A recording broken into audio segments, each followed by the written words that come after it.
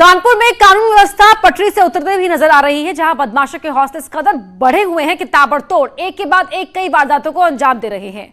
अभी बर्रा इलाके में संजीत के अपहरण के बाद हत्या की गई, जिसका शव अब तक नहीं मिला है। तो वहीं अब भोगनीपुर में ब्रजेश पाल का भी अपहरण का मामला सामने आया है। तो तस्वीरें आप देख रहे हैं। 16 जुलाई को अगवा हुए ब्रजेश की मां का रो रो कर बुरा हाल है। वो लगातार अपने बेटे की घर वापसी के लिए गुहार लगा रही हैं। वहीं दूसरी तरफ बर्रा में संजीत का पहले अपहरण होता है, फिर उसकी हत्या कर दी जाती है, लेकिन उसका शव पुलिस अब तक नहीं ढूंढ पाई है। 5 आरोपियों को भले ही पुलिस ने जेल भेज दिया हो। तो कानपुर में एक के बाद एक वारदातें हो रही हैं और लगातार कानपुर पुलिस पर सवाल भी खड़े हो रहे हैं। तो अब हर कोई पूछ रहा है कि आखिरकार कानपुर में हो क्या रहा है। भोगनीपुर में युवक की किडनैपिंग हो जाती है। 16 जुलाई को युवक अगवा होता है, उसके बाद अब तक उसका कोई अता पता नहीं चल पाया है। 10 दिन बीत चुके हैं। इस बीच फिरौती के लिए एक बार कॉल भी आ चुकी है। परिवार से 20 लाख रुपए की फिरौती मांगी गई है। ब्रजेश के घर पर बीते 10 दिन से कोहराम मचा हुआ है। घर वाले परेशान हैं, गमजदा है, लगातार रो रो कर उनका हाल बुरा है, लेकिन अब तक कोई कार्रवाई नहीं हुई है। पुलिस के हाथ खाली हैं, तो इसीलिए कानून व्यवस्था पर भी सवाल खड़े हो रहे हैं।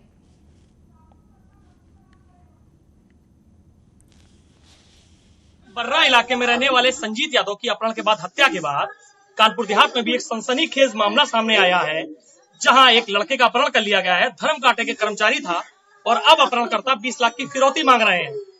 अपहरणकर्ताओं का कहना है कि अगर फिरौती नहीं मिलती है तो वो उनके बेटे को नहीं छोड़ेगा। पूरा परिवार यहाँ है, सब लोग रो पीट रहे हैं, गम में है, क्योंकि उनके घर का लाल चला गया है। उनकी बहन से हम बात करने की कोशिश करते हैं, हालांकि बहुत भावुक है। कब तक कितने दिन हो गए? कितने दिन हो गए? इधर देख के बताइए, कितने दिन हो गए?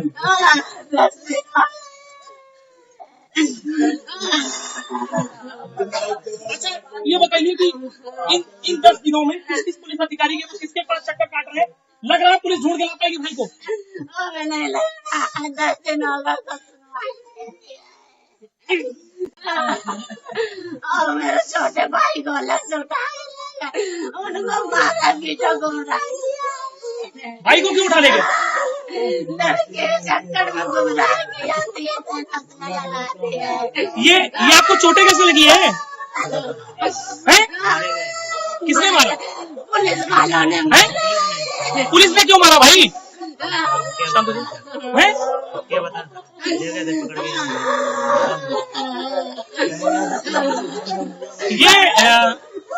ये पूरा गांव गमगीन है, कोई बोल नहीं पा रहा है, सब भावुक है, आंखों में भरकर आंसू, सिर्फ इंतजार कर रहे हैं अपने लाल का, जो शायद इंतजार कब पूरा होगा ये देखने वाली बात होगी।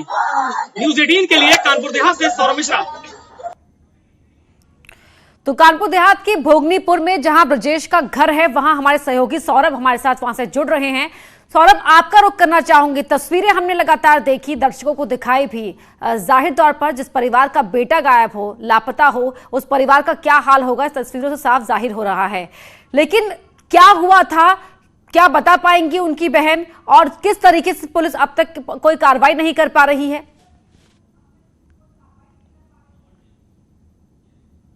देखिए, सीधे हम उनकी बहन से ही बात करते हैं कि आखिर उन्होंने 10 दिनों में कितने गम झेले, कितनी मुश्किलें झेली हैं। जाहिर तौर पे एक बड़ी बात यह भी है कि पुलिस ने जो लड़का अपहरण हो गया था, जिस लड़के का अपहरण हो गया था, उसके भाइयों को मनचला बताकर बेरहमी से पीटा है।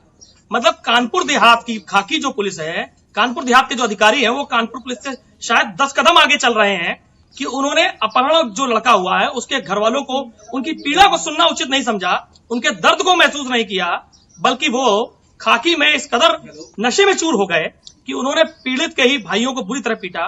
वो दोनों भाई बुरी तरह चुटेल हैं और जब से पूरा मामला हुआ है तब से इनके माँ, पिता और एक भाई को पुलिस अपने साथ ले गई है। वो कहाँ है किसी को नहीं पता। जिले का कोई अधिकारी फोन नहीं उठाने को तैयार है। और अब हम उनकी बहन से ही पूछते हैं कि किस तरीके से वो पिछले 10 दिन कटे हैं जो मुसीबत के हैं। क्या हालात है घर के और क्या हुआ था शुरू से पहले दिन से? क्या क्या आपको जानकारी हुई? आप यहाँ आई? हमको एक फोन गया कि बहू नहीं मिल रहा है। भैया ने फोन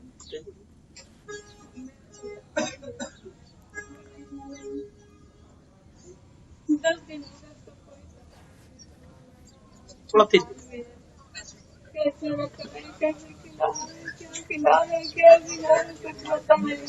अच्छा, पुलिस ने आपके भाइयों को भी अरेस्ट किया था, उनको भी गिरफ्तार किया था, उनको भी पकड़ के मारा। क्या आरोप था आपके भाइयों पे? गाड़ी में बात करता था, हम लोगों से भी बात करता था, 1-1 घंटे बात करता था। मेरा छोटा भाई उसी था, उससे भी बात करता था। बस उसी फोन की वजह से ये लोग 1-1 घंटे किससे बात करते हैं। अच्छा, ये सब जो मारपीट पुलिस द्वारा हुई है, ये अपहरण के बाद ही तो हुई है, उसके बाद ही तो पुलिस लेके गई। अपहरण की बात ही हुई है, उसको दूसरे दिन 2-3 दिन तो हम लोगों को उसी ने क्या कर रखा कि आज ये चक्कर वो चक्कर फंसा के रखा, घुमाते रहे। ये खोज रहे कि कहाँ से बोला है, क्या एरिया, ये नहीं पता लगाया। लग रहा है पुलिस भाई को ढूंढ पाएगी अब हमको नहीं मालूम क्या कार्रवाई हो रही है, कुछ नहीं पता है। कानून पे भरोसा रहेगी आपका? कहा नहीं जा सकता कुछ। नहीं, पिछले 10 दिन बीत चुके हैं, क्या आपको भरोसा है कि पुलिस आपके भाई को ढूंढ लाएगी? जब पुलिस आपके छोटे भाइयों को आरोपी बना रही है, तो अब विश्वास है आपको कि कानून आपके भाइयों को ढूंढ के ला पाएगा? क्या भरोसा किया जाए, क्या भरोसा। जब एक तो वो गया कि मेरा भाई, दूसरे पे और चुटाल कर दिया, उन लोगों को भी मार पीट के। अच्छा, ये बताइए, क्या आपके माँ बाप ने आपको बताया होगा कि पुलिस ने आप लोगों को रोका था कि आप मीडिया में बात मत करिए? क्या माँ बाप से कोई आपकी बातचीत हो पाई इसमें? नहीं। जाहिर तौर पर ये उनकी बहन है जिसने बड़ा आरोप पुलिस पे लगाया है, और इनका जो भाई था वो चुटेल था। इन सब का आरोप है कि हम अपने भाई की तलाश के लिए बार बार थाने के चक्कर काट रहे थे और पुलिस ने हमको ही आरोपी समझकर सौरभ, जो सवाल का लगातार हम आपसे सुबह से इस खबर पर पूरी अपडेट हासिल कर रहे हैं। आपने बताया कि पुलिस ने जो इनके माता पिता को और जो इनके घर के बड़े भाई हैं उनको वो पुलिस अपने साथ ले गई है। कब ले गई थी, क्यों ले गई थी, क्या इस परिवार को उसकी जानकारी है?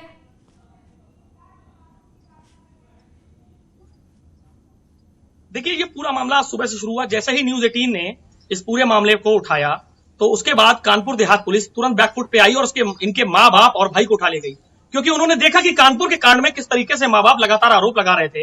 वो सच को बता रहे थे, जो दर्द उन्होंने पीड़ा झेली थी, जो उनको दर्द हुआ था, जो थाने के और चौखटों पर माथा पीटते हुए रोते थे, वो दर्द उन्होंने देख लिया था कि कानपुर नगर की पुलिस ने बता दिया है। कानपुर नगर की पुलिस को खुलासा कर दिया है उसके माँ बाप ने, संजीत यादव के। तो अब कहीं ना कहीं हम कार्रवाई के घेरे में। सबसे बड़ी बात है, एडीजी जयनारायण, उनको पता ही नहीं है, उनको ये भी नहीं पता है कि क्या घटना हो जाती है।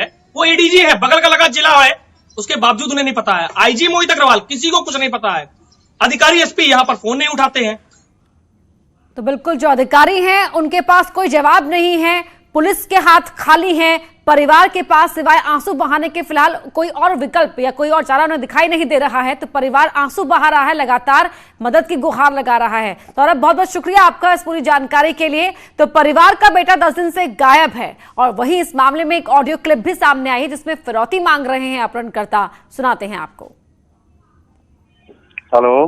हाँ भाई, 5 दिन के अंदर पैसे का इंतजाम कर लो। इसके पहले पुलिस को सूचना नहीं करना, ठीक है? ठीक। पुलिस को सूचना की तो मैं मार दूंगा से, ठीक? ठीक। तुम ऐसा ना कर। हाँ, वो हमको अभी हम बता रहे सबको कर गए, वो हम कर लेंगे, ठीक है? ऐसी वो ना करना भाई साहब, ठीक है? वो हम कर लेंगे। 5 दिन बाद फोन करूंगा, ठीक है? 5 दिन तक कोई कॉल नहीं हो सकती है। नहीं, थोड़ा हम तुमसे संपर्क रखेंगे, थोड़ा कर गए तो हम तुमको वो करे रहेंगे। ठीक है, इस नंबर पर मेरा फोन आ जाएगा टाइम से। ठीक।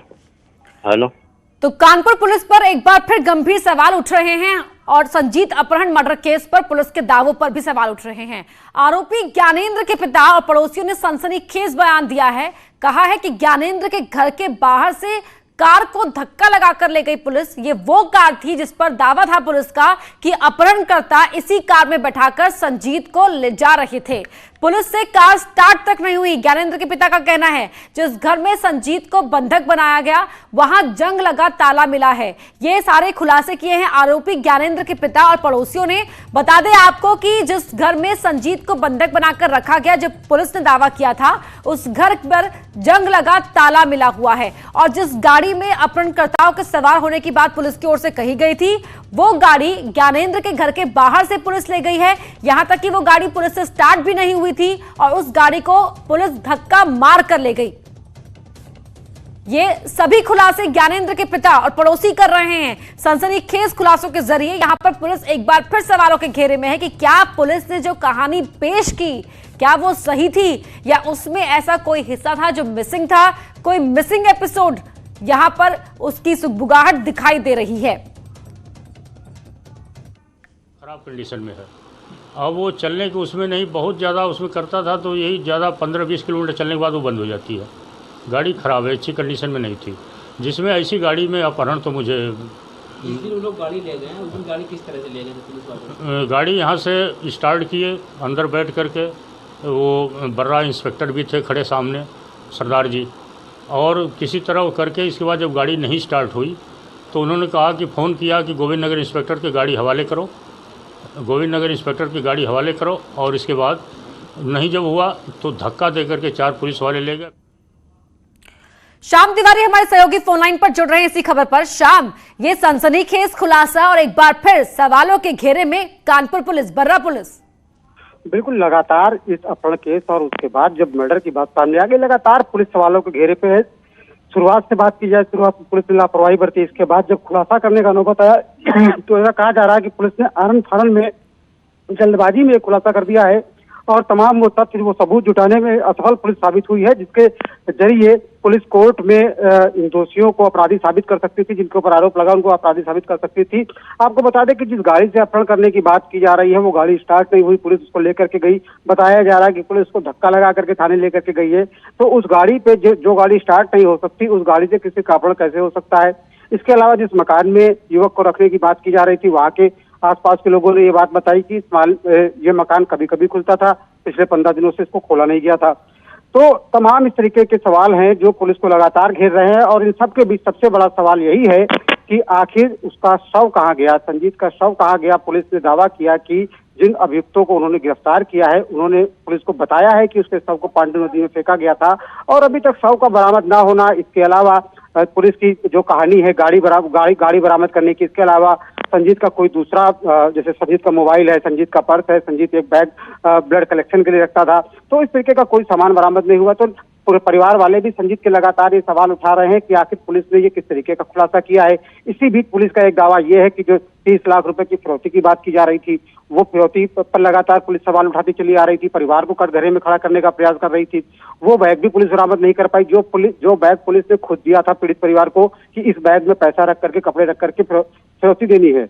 तो कहीं ना कहीं जो पुलिस की भूमिका है लगातार सवालों के घेरे में है। पुलिस की भूमिका पर एक बार फिर सवाल यहाँ पर उठ रहे हैं इस नए खुलासे की बात। बहुत शुक्रिया श्याम आपका जानकारी के लिए। और अगली बड़ी खबर आपको बता दें बलिया से, जहां पर सीएम योगी कलेक्ट्रेट सभागार में बैठक कर रहे हैं। कमिश्नर आजमगढ़, डीएम बलिया और डीएम मऊ के साथ सीएम योगी इस वक्त बैठक कर रहे हैं।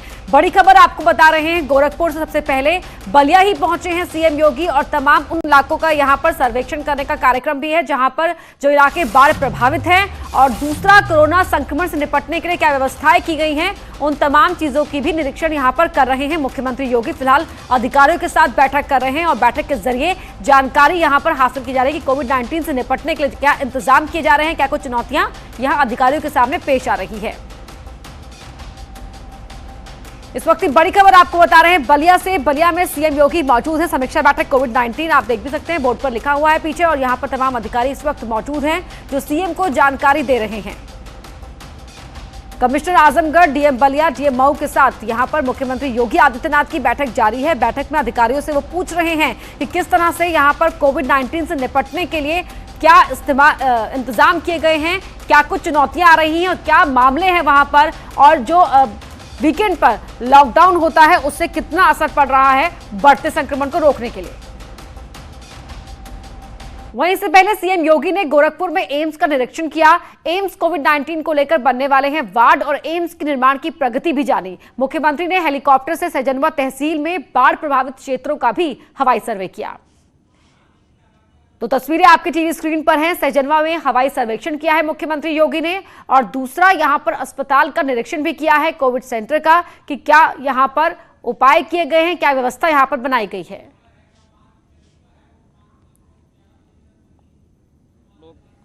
पहले से ही सतर्क हैं। गोरखपुर जनपद में 63 गांव हैं जो अब तक बाढ़ से आंशिक रूप से प्रभावित हुए हैं और कुछ पूरी तरह मैरूंड हैं। प्रशासन को पहले ही हर एक गांव में नाव उपलब्ध कराने, सभी पीड़ित परिवारों को खाद्यान्न उपलब्ध कराने, मेडिकल की टीम वहां पर स्थानीय स्तर पर तैनात करने और पशुओं के चारे की व्यवस्था के लिए भी पहले ही निर्देश दिए जा चुके हैं। प्रशासन पूरी तरह अलर्ट है। कोरोना के खिलाफ जो लड़ाई जारी है, इसके साथ साथ इस आपदा से भी हम लोग लड़ेंगे। और इसीलिए आज मैं स्वयं भी पूर्वी उत्तर प्रदेश में, अभी मैं संत कबीर नगर और गोरखपुर का दौरा करके आया हूँ, अभी देवरिया और बलिया की तरफ जा रहा हूँ, फिर वहीं से वाराणसी और आदि क्षेत्रों में भी, बाढ़ प्रभावित क्षेत्रों में भी, और कोविड-19 के खिलाफ जनपद स्तर पर और कमिश्नरी स्तर पर क्या रणनीति बनाई गई है, इन सब की समीक्षा करने निकला। अब आपको दिखाते हैं 3 तस्वीरें। यहां पहली तस्वीर एम्स के कोविड वार्ड के निरीक्षण की है, जबकि दूसरी तस्वीर एम्स के निर्माण कार्यों के जायजे की है, और तीसरी तस्वीर है सहजनवा के बाढ़ प्रभावित इलाके के हवाई सर्वेक्षण के दौरान की। सीएम योगी गोरखपुर में थे, तो ऐसे में जो कोविड अस्पताल है उसका निरीक्षण भी किया सीएम योगी ने, और साथ ही जो एम्स का निर्माण कार्य चल रहे हैं, कहां तक पहुंचे हैं, क्या स्थिति है, उसकी भी अपडेट हासिल की, और फिर सहजनवा में बाढ़ की स्थिति क्या है उसका हवाई सर्वे किया। अगली खबर अंबेडकर नगर से है, जहां कैमरे में एक मर्डर की वारदात कैद हुई है। इस पूरी वारदात का सीसीटीवी फुटेज सामने आया है। 2 दिन पहले हकीम की हत्या हुई थी, इसके घर में घुसकर उसकी हत्या की गई थी, और अब इस पूरी वारदात का सीसीटीवी फुटेज सामने आया है। इन तस्वीरों में आप देख सकते हैं, ये जो 2 लोग भागते हुए नजर आ रहे हैं, ये वही हमलावर है जिन्होंने हकीम के घर में घुसकर उसकी हत्या कर दी थी।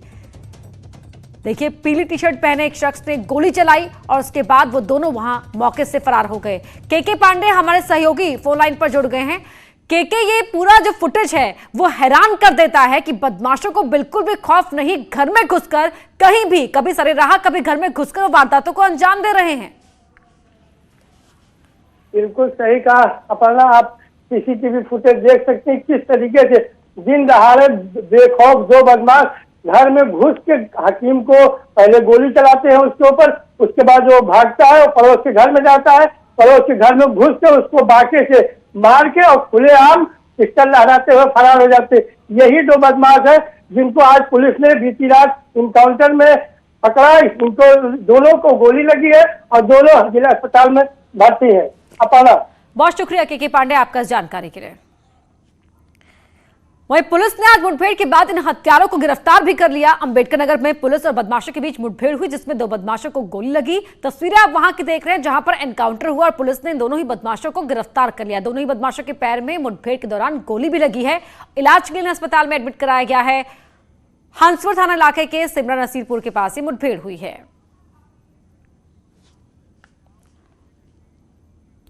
आज प्रधानमंत्री मोदी ने मन की बात में यूपी के अमरोहा के होनहार छात्र उस्मान से बात की थी और जाना था उनसे कि उस्मान को क्या किन सब्जेक्ट्स में दिलचस्पी है, उस्मान आगे क्या करना चाहते हैं, और उस्मान की हौसला अफजाई भी पीएम मोदी ने अपने इस कार्यक्रम के जरिए की थी। और तमाम अलग अलग राज्यों के छात्रों से प्रधानमंत्री ने आज बात की थी। और हमारे सहयोगी शिवम हमारे साथ जुड़ रहे हैं, जिनके जो उस्मान के साथ इस वक्त मौजूद हैं। शिवम, आप सुन पा रहे हैं हमें? उस्मान से आज पीएम मोदी ने मन की बात में बात की है और जाना है कि आगे वो क्या करना चाहते हैं। सबसे पहले तो बताइए कि उस्मान में क्या एक्साइटमेंट है इस वक्त? जी मैं अपर्णा, मैं आपको बता दूं, इस वक्त मैं अमरोहा के जो बच्चा है, जो उस्मान से जो इंटर के जो 98.2 जो इन्होंने अंक हासिल किए हैं, उसको लेकर पीएम मोदी ने आज मन की बात इन्होंने यहाँ पर जो बात की है, और जो बच्चा मेरे साथ में है उस्मान, जो मन की बात में मोदी से बात की, उन्होंने खुशी भी जाहिर कर रहे हैं, अपने आप को गर्व महसूस कर रहे हैं कि मैंने आज इस मुकाम हासिल किया। इसका सारा श्रेय अपने माँ बाप और जो स्कूल के गुरुजन हैं उनको देना चाहते हैं, और उनका कहना है कि मैं आने वाले भविष्य में और भी मुकाम हासिल करूंगा। आज मैं आपसे और बता दूं, मेरे साथ ही इस वक्त हैं न्यूज 18 सबसे पहले ये तस्वीर आपको दिखा रहा है। जब शिवम, क्या उस्मान से आप हमारी बात करवा पाएंगे? मुमकिन होगा आपके लिए? जी, क्या आप हमारी बात उस्मान से करा पाएंगे? जी मैं अपर्णा, मेरे साथ इस समय उस्मान सेफी हैं, जो हीरा इंटरनेशनल स्कूल के जो छात्र है, इंटर का छात्र है, 98.2 जो अंक हासिल कर रहे हैं। मेरे साथ आपको दिखाऊंगा, दर्शकों को दिखाना चाहूंगा मेरे साथ क्या कहना है। बात हुई है उस्मान, जो आपके मन मोदी से बात हुई है, किस तरह की बातें हुई हैं आपकी? मैं उस्मान सैफी हूँ और मैं हीरा इंटरनेशनल धनौरा से, मंडी धनौरा से क्लास 12th में 98.2% हासिल किए हैं। और मैंने जी उस्मान, सबसे पहले तो कांग्रेचुलेशन। में अपना नेम आप सुन पा रहे होंगे मुझे, मैं अपर्णा हूं और हम जानना चाहते हैं आपसे कि प्रधानमंत्री मोदी का खास कार्यक्रम है ये मन की बात, जिसके जरिए वो देश की जनता को संबोधित करते हैं। आज इस कार्यक्रम में आपका भी एक अंश प्रसारित हुआ जिसमें उन्होंने आपसे बात की थी, आपके आगे के राह के बारे में जाना था। कैसा लगा था आपको इस बातचीत के जरिए? प्रधानमंत्री खुद आपसे बात कर रहे थे, वो फीलिंग एक्सप्रेस कीजिए यहाँ पर। मैम, वो मुझे विश्वास नहीं हो रहा था कि प्रधानमंत्री मोदी जी मुझसे बात कर रहे हैं और मुझे कुछ वक्त तक यकीन नहीं हुआ था जी। और परिवार को कैसा लग रहा था? मैंने थोड़ा सा परिवार को बहुत गर्व महसूस हो रहा है। मेरे पिताजी को भी बहुत खुशी हुई और आज मैं अपनी वर्ड्स में एक्सप्रेस नहीं कर पा रहा हूँ, मुझे बहुत खुशी हो रही है। उस्मान, वाकई एक तो आप एकेडमिक्स में इतना अच्छा आपने स्कोर किया है, तो जाहिर सी बात है सबके बीच में जो आपकी एक इमेज बन गई होगी वो बहुत खास बन गई होगी। और आज प्रधानमंत्री मोदी के साथ आपकी हुई इस बातचीत ने भी आपकी इस खासियत में और इजाफा ही कर दिया है। बहुत शुक्रिया हमसे बातचीत करने के लिए। फिलहाल यहाँ रुक रहे हैं एक छोटे से ब्रेक के लिए।